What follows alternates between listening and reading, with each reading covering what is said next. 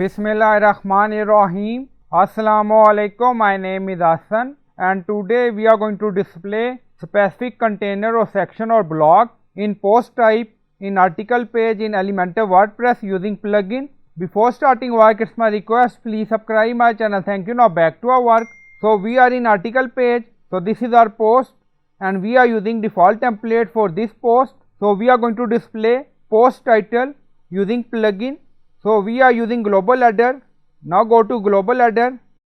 So we added container and we are using post type dynamic. Now you see global header. So click on it and we are using post title.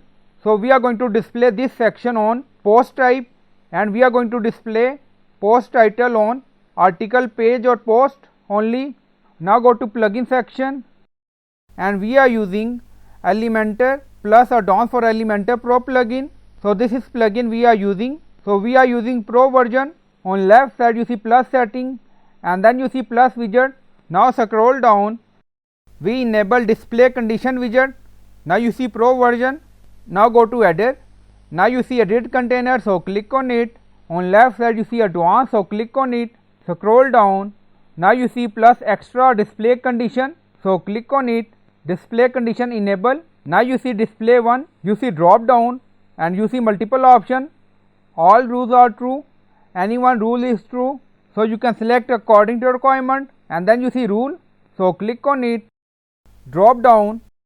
Now you see single and then you see post type. Now select and then you see drop down is not. Now select is. Now you see we already selected post. Now you see again you see post. Now select and then click on update. Now update done. Go to article page. Now refresh the page. Now you see post title. So we hide default post title using custom CSS. Now you see h1 dot entry title display none. Go to post page again. Now you see blog. So open it. Now open any blog. Now again you see post title. So we are using the plus add-ons for Elementor Pro version plugin and we are using display condition widget. Now go to header. In display condition we set post type post.